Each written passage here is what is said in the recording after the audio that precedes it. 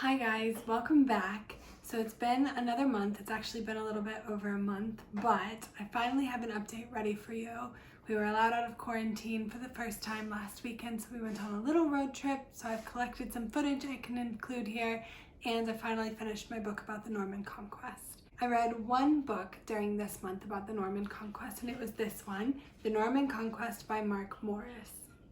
This book was probably my least favorite book that I've read so far this year. It wasn't that bad, it just was a little dry for me and very focused on military history, which was, to be honest, a little boring. But that being said, this book was a really good overview of, as I said, the end of the Anglo-Saxon period and the Norman Conquest itself.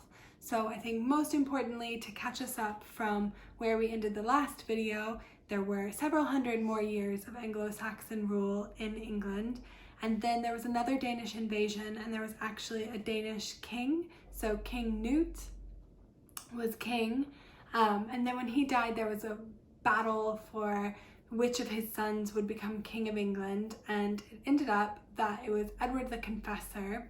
And while this book talked about Edward the Confessor, I have to admit that I still don't really understand why he was called Edward the Confessor.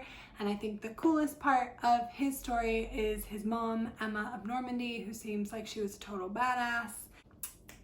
She was Queen of England twice, married to two different kings, and mother to two other kings. So she was really interesting, really scheming. She reminded me a lot of Cersei from Game of Thrones. I'd love to know more about her.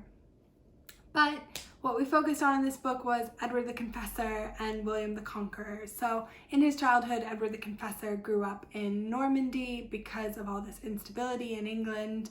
And while he was there, he developed really strong connections with the Norman rulers, including the young Duke of Normandy, William. So when Edward became king, he was apparently celibate, very religious, hence the name Edward the Confessor, and he didn't have any heirs, and instead he said that he made William of Normandy his heir. Of course, when he died, it was actually another earl in England, Harold, who claimed the throne, and that led to the conquest of England by the Normans because William wanted to stake his claim to the throne. And so he invaded England, fought a big battle with Harold at the Battle of Hastings in 1066, and then spent the next 20 years asserting control over the English countryside in a variety of pretty horrific ways. So it seemed to me from this book that at least part of what William did would be what we would call a genocide against the English people. So it's really intense, horrible kind of reckoning period for 20 years where the Normans really killed a lot of English people, and it was very much the end of the Anglo-Saxon period and the start of something completely new. So the Normans introduced a new culture, a new language, castles, abbeys. They really transformed the English countryside in many ways and really started to make England what it is today. So that was all in this book. It was interesting. Obviously I knew about 1066 and the Battle of Hastings, but I didn't know all the little details. I didn't know about the harrying of the North. I didn't know about Harold, the King of England. I didn't understand all the political dynamics that were happening around this period. So it was interesting to read about. And when we were finally allowed out of our houses last weekend, we drove down to Pevensey, which is actually where the Normans landed. They didn't land in Hastings. They landed about 5 kilometers over, 5 miles over in Pevensey. So we went to that bay to see where they would have landed. Then we drove through Hastings and up to the town of Battle, which is where the Battle of Hastings actually was. And as part of his guilt for the extreme pain and bloodshed he caused by invading England, William built a lot of abbeys, including one called Battle Abbey right on the site of the Battle of Hastings. So we visited Battle Abbey, but of course during this COVID period it was closed, so we only got to see the doors.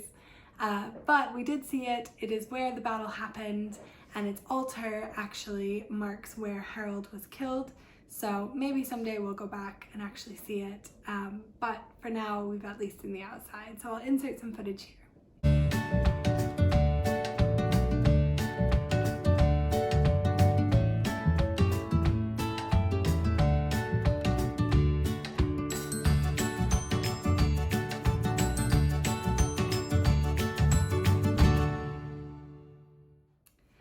Okay guys, so like I said, it was just the one book that I read this month, and while it was interesting, it was a little dry, and I'm looking forward to something a little bit more interesting for the rest of May and into June. I'm hoping to read about Henry I and Henry II and the period of the anarchy in English history. So I'll be reporting back to you as soon as possible. Hopefully we'll get a few more trips, maybe things will start to open up and we can even visit some sites. We'll see. Hope you're all keeping well, and thanks for watching. Bye!